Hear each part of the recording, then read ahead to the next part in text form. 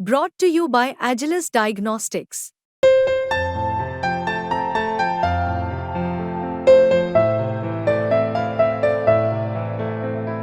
Agilus Diagnostics.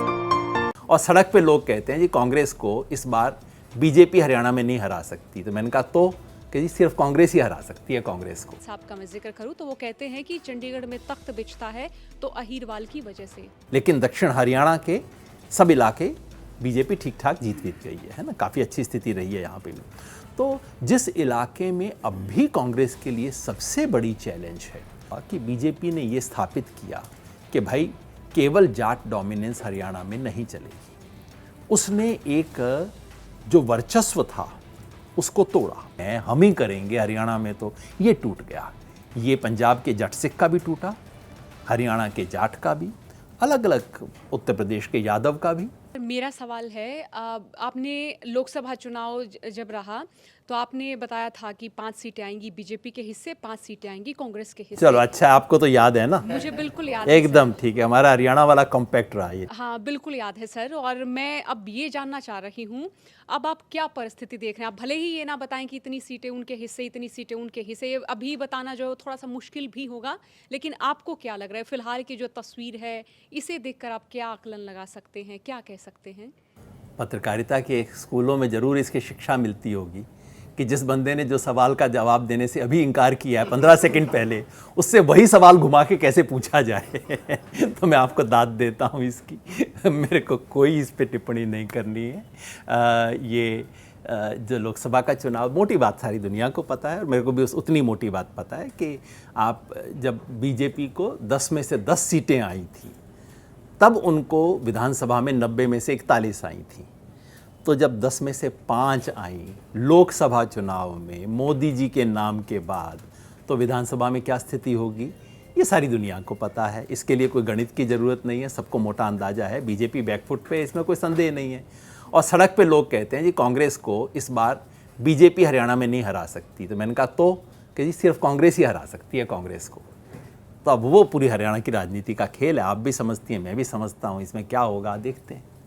अच्छा, एक सवाल और सर, जब यहाँ हरियाणा में यादव पॉलिटिक्स की बात आती है तो क्या है, रोहतक, झज्जर, सोनीपत, वो बेल्ट के जो अब अहीरवाल क्षेत्र से जुड़ा हुआ नहीं है, अब उनका ये कहना होता है कि इस बेल्ट का राजनीतिक क्षेत्र में किसी भी तरीके का प्रतिनिधित्व नहीं रहा है। तो क्या इसे हम सच माने? चूंकि जो अहीरवाल बेल्ट के जो नेता हैं, चाहे उनमें राव इंद्रजीत साहब का मैं जिक्र करूं, तो वो कहते हैं कि चंडीगढ़ में तख्त बिछता है तो अहीरवाल की वजह से। मैं सच बताऊं, मैं किसी जाति विशेष के नाम पे बने हुए क्षेत्रों के नाम पसंद नहीं करता। दक्षिण हरियाणा एक ठीक ठाक नाम है, मैं उसी नाम का इस्तेमाल करता हूं। उसमें फरीदाबाद भी शामिल है जो कि यादव बाहुल्य नहीं है, जिसमें मेवात भी शामिल है जो कि यादव बाहुल्य नहीं है, उसमें गुड़गांव, रेवाड़ी और महेंद्रगढ़ जिले भी शामिल हैं जो यादव बाहुल्य कहिए, बाहुल्य सिर्फ इस अर्थ में कि वो आबादी के 25-30% हैं, है ना। तो कोई एक जाति किसी क्षेत्र पे कब्जा करे, इसी तरह मैं जाट लैंड वगैरह शब्दों का भी इस्तेमाल नहीं करता हूँ। कोई एक जाति क्यों कब्जा करे किसी उस पर। इसमें कोई संदेह नहीं है कि दक्षिण हरियाणा का सबसे उपेक्षित क्षेत्र रहा है, प्रशासन की दृष्टि से, योजनाओं की दृष्टि से, विकास की दृष्टि से, राजनीतिक प्रतिनिधित्व की दृष्टि से। और इसमें भी कोई शक नहीं कि बीजेपी ने इसका फ़ायदा उठाया। बीजेपी ने कुछ ऐसी चीज़ें की जिससे उसने दिखाया कि देखो हम आपके साथ न्याय कर रहे हैं। हुआ नहीं, लेकिन बीजेपी ने इसका दिखावा किया। जाहिर है अब कांग्रेस अगर वापस आने की कोशिश कर रही है तो उसे दक्षिण हरियाणा के प्रति अपनी छवि को सुधारना होगा। ये भी आप जानती हैं कि लोकसभा चुनाव में बाकी सब जगह बीजेपी की हालत ख़राब हुई है, लेकिन दक्षिण हरियाणा के सब इलाके बीजेपी ठीक ठाक जीत गई है ना, काफ़ी अच्छी स्थिति रही है यहाँ पे भी। तो जिस इलाके में अब भी कांग्रेस के लिए सबसे बड़ी चैलेंज है वो दक्षिण हरियाणा है। और यहाँ के लिए कांग्रेस के मैनिफेस्टो में क्या होगा, कांग्रेस के नेतृत्व में क्या होगा, कांग्रेस की सीटों में क्या दिखेगा, ये दक्षिण हरियाणा की जनता देखना चाहेगी। क्योंकि कांग्रेस का जो पिछला रिजीम था वो इस चलते बहुत बदनाम हुआ था कि आपने पूरे हरियाणा में सिर्फ 2-3 जिलों को ही तरजीह दी। तो सिर्फ दक्षिण हरियाणा नहीं, बाकी पूरा हरियाणा कहता है कि भाई इस बार वैसा तो नहीं होगा, आपको दिखाना होगा कि वैसा नहीं होगा। ये सब सवाल हैं जो कि हरियाणा के चुनाव में उठेंगे और उठने चाहिए। हम राजनीतिक प्रतिनिधित्व की बात करते हैं अलग अलग जातियों में। अब ये मैं इसलिए कह रही हूँ क्योंकि मैं खुद ग्राउंड पे देखती हूँ कि अब दो तरह के लोग दिखते हैं। एक में होता है ऊंची जाति में होने का कॉन्फिडेंस, और दूसरे लोगों में होता है कि वो जिस तबके में हैं, वो जिस जाति में हैं, उन्हें कभी ना कभी ये एहसास ज़रूर कराया गया कि वो उस जाति में हैं, वो उनके साथ असमानता हुई है और असमानता की भी गई है, आज भी होती है। तो हम सामाजिक न्याय की बात करते हैं, हम बोलते हैं कि भाईचारा बहुत ज़्यादा है, लेकिन जब चुनाव आते हैं तो हम देखते हैं कि अब लड़ाई छिड़ जाती है। एक वर्ग है कि वो बोलते हैं कि वो ऊंची जाति वाले हैं, फिर एक वर्ग है जिसमें चाहे हम ओबीसी लगा लें, अब एससी वर्ग लगा लें, उनमें भी फिर ये लड़ाई होती है डोमिनेंस वाली कि हम पे कौन राज कर रहे हैं। और फिर एक वर्ग बोलता है कि हम पे भी कौन राज कर लेगा, हमने इतने साल हमने ही राज किया है। तो मुझे नहीं लगता कि जिस सामाजिक न्याय का हम जिक्र करते हैं वो चुनाव के दौरान काम करता है, और चुनाव के बाद भी सिर्फ मैं ऊपरी बात बोलूँ इसे। समाज के अलग अलग वर्ग, जातियां, समुदाय, धर्म, भाषाएं अपना प्रतिनिधित्व राजनीति में देखना चाहें, ये बहुत सामान्य चीज़ है। सिर्फ भारत नहीं, पूरी दुनिया में होता है।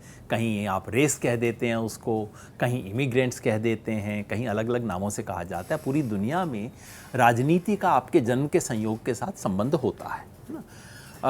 अब हरियाणा में जब मैं देखता हूँ, अगर मैं हरियाणा के संदर्भ में इसे समझूं, तो वहाँ केवल दो नहीं हैं, क्योंकि हरियाणा में वो जो एक अगड़ी जातियों का बाहुल्य, जो उत्तर प्रदेश बिहार वाले लोग समझ नहीं सकते कि यहाँ ब्राह्मण ठाकुर का उस तरह का कोई डोमिनेंस है ही नहीं हरियाणा में। मतलब लगभग कभी कभी तो आप उन पे मजाक कर सकते हैं, खासतौर पे ब्राह्मण पे तो सड़क चलते हरियाणा पंजाब में मजाक भी हो जाता है। यहाँ जो मिडिल कास्ट हैं, चाहे वो जाट ले लीजिए, चाहे वो दक्षिण हरियाणा के यादव ले लीजिए, अलग अलग इलाके के कहीं सैनी भी हो सकते हैं, यहाँ उनका राजनीतिक बाहुल्य और एक बोलबाला रहा है। और जो बीजेपी के राज के बाद से हुआ कि बीजेपी ने ये स्थापित किया कि भाई केवल जाट डोमिनेंस हरियाणा में नहीं चलेगी। उसने एक जो वर्चस्व था उसको तोड़ा। मैं बीजेपी का समर्थक कतई नहीं हूँ, सारी दुनिया जानती है, लेकिन ये वर्चस्व टूटा। ये किसी भी राज्य के लिए किसी भी जाति विशेष के वर्चस्व का टूटना एक अच्छी बात है। आज जो मैं देख रहा हूँ वो ये कि आज जो जाट वर्ग का प्रतिनिधित्व करने की कोशिश कर रहे हैं नेता, वो भी आज चार और जातियों को साथ लेने की बात कर रहे हैं। ये एक प्रोग्रेस में मानता हूँ। वो जो था ना कि भाई हम ही हैं, हम ही करेंगे हरियाणा में, तो ये टूट गया। ये पंजाब के जट सिख का भी टूटा, हरियाणा के जाट का भी, अलग अलग उत्तर प्रदेश के यादव का भी, सबका ऐसा हुआ है। और ये कर्नाटका के लिंगायत का भी। जहाँ भी वर्चस्व टूट रहा है वो एक अच्छी चीज़ है। बस जो एक चीज़ मैं कह रहा था वो ये कि ये जो रणनीति है कि एक जाति के विरुद्ध पूरे समाज को गोलबंद करना, ये एक हेल्दी चीज़ नहीं है, क्योंकि इससे समाज में बहुत द्वेष और एक हिंसा की गुंजाइश बनती है, जैसा हरियाणा में हुआ भी था। अन्यथा ये जो एक तरह का लोकतांत्रिकरण हो रहा है वो एक अच्छा लोकतांत्रिकरण है। और मैं समझता हूँ हरियाणा में इस बार पहली बार पिछड़ों का वोट लेने का एक आग्रह है, पार्टियों में कंपटीशन है कि भाई पिछड़ों का वोट। कौन पूछता था हरियाणा में उनको राजनीतिक रूप से, आज उनकी पूछ बनी है। बहुत अच्छी बात है भाई, लोकतंत्र को सलाम है कि उनकी पूछ भी बन रही है। और अब दलित वोट के बारे में भी है, कांग्रेस को मिलता तो है लेकिन कांग्रेस फॉर ग्रांटेड नहीं ले सकती है ना, उनको डर है कि नहीं बीजेपी ले जाएगी। तो अगर लोकतांत्रिक राजनीति के गणित के चलते पिछड़े, और हरियाणा में पिछड़े का मतलब अति पिछड़े ही है, अति पिछड़े और दलित का महत्व बढ़ा है, तो इसका तो स्वागत होना चाहिए। सर अब ये बता दें बहुत ईमानदारी से, हरियाणा में चुनाव लड़ने की आपकी कोई तैयारी? इसमें ईमानदारी बेईमानी का सवाल ही नहीं है जी। तो मैं सर बिल्कुल, आप जब जवाब देते हैं ना तो मुझे लगता है कि उसके पीछे कुछ रह जाता है जो हम सुनना चाहते हैं। लो मैं बिल्कुल कह देता हूँ, सवाल ही नहीं होता, सिंपल आंसर। ठीक है, हाँ ये ठीक है। मैंने लोकसभा चुनाव से पहले भी बोला था ये बात। वो दिक्कत होती है कि मतलब मेरे कहने में शायद कमी उतनी नहीं रहती, आपके सुनने में थोड़ा कमी रह जाती है। नहीं सर, क्योंकि सुनना लगता है कि ये- नेता है, घूम नहीं, फिर के आप- करेगा तो वही, चाहे जो मर्जी बोल रहा हो, अंदर तो कुछ और ही खेल होगा। नहीं, ये हरियाणा मैंने तब भी कहा था, लोकसभा चुनाव से पहले भी हमने स्पष्ट रूप से कहा था। उस टाइम नाम भी चला था कि गुड़गांव में नाम चल रहा है। मैंने तो फ़ोन करके लोगों को बोला, भैया बिल्कुल झूठी खबर है, इसके पीछे एक पैसा सच नहीं है। क्योंकि और मैं गंभीर बात आपको मैं बता दूं, वो ये है कि जो मैं काम कर रहा हूँ, या तो वो काम कर लूँ या मैं चुनाव लड़ लूँ। मेरा इस वक्त काम क्या है? मेरा काम है कि देश में लोकतंत्र और संविधान के पक्ष में एक बड़ी गोलबंदी करना। इस वक्त बहुत बड़ा इस देश का स्टेक है। हम इस देश में एक संक्रमण के काल में हैं, जहां हमारा संविधान डूबते डूबते बचा है। किसी तरह से अचानक ब्रेक लग गई, और ब्रेक उन लोगों ने, कोई हम समझदार लोगों ने नहीं लगाई, जिसको हम जाहिल बोलते हैं उन लोगों ने ब्रेक लगा दी है।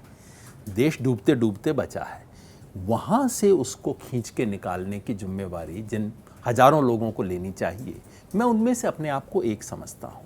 और वो काम करने के लिए मुझे तमिलनाडु भी जाना है, कर्नाटका भी जाना है। खाली रेवाड़ी गुड़गांव में वो हो नहीं सकता। तो मैंने अपने लिए तय किया है कि मैं ये नहीं करूँगा, और ये मैंने पहले भी कहा था, विधानसभा चुनाव से पहले भी कह रहा हूँ, विधानसभा चुनाव के बाद आके आपको रिकन्फर्म कर दूँगा। ठीक है सर, अब एक और सवाल सर, अब आपसे कोई पार्टी, मान ले कि हरियाणा में बीजेपी है, जेजेपी है, या जितने भी दल हैं, उनके कोई नेता हमारे जब चुनाव होते हैं उस राज्य के, आते हैं मदद मांगने के लिए, या कभी बीजेपी वाले समझदार हैं, मेरे पास नहीं आते हैं। उन्हें भी पता है कौन कहाँ खड़ा है, उन्हें भी पता है मेरे क्या मूल्य हैं और मैं किसके पक्ष में हूँ, किसके खिलाफ हूँ। तो इतने बेवकूफ़ थोड़े ही हैं कि मेरे पास आएंगे। कोई भी नहीं आता सर? बीजेपी के नेता नहीं, जैसे कांग्रेसी भी, कोई और पार्टी के भी। भाई, कांग्रेस को तो हम खुल के समर्थन कर रहे हैं, तो मैं ऐसा क्यों कहूँ कि कांग्रेस के नेता से मैं बात नहीं करता। हमने जब भारत जोड़ो अभियान ने ऑफिशियली इंडिया अलायंस का समर्थन किया, मैंने जाके व्यक्तिगत रूप से इंडिया अलायंस के कैंडिडेट के लिए कैंपेनिंग किया। तो ये मैं कहूँ कि इसलिए, लेकिन मैं उनसे बात नहीं करता है तो बिल्कुल झूठ होगा। मैं तो आपको कह रहा था कि ये मतलब कोई पॉलिटिकल कंसल्टेंसी की दुकान नहीं खोल रखी कि 11 बजे बीजेपी वालों को अपॉइंटमेंट दिया है, 1 बजे जेजेपी वालों को अपॉइंटमेंट दिया है, 3 बजे कांग्रेस वालों को। ये काम नहीं करता, दुकान नहीं खोलता। प्रतिबद्धता है, जो करना है बिल्कुल खुल के करता हूँ।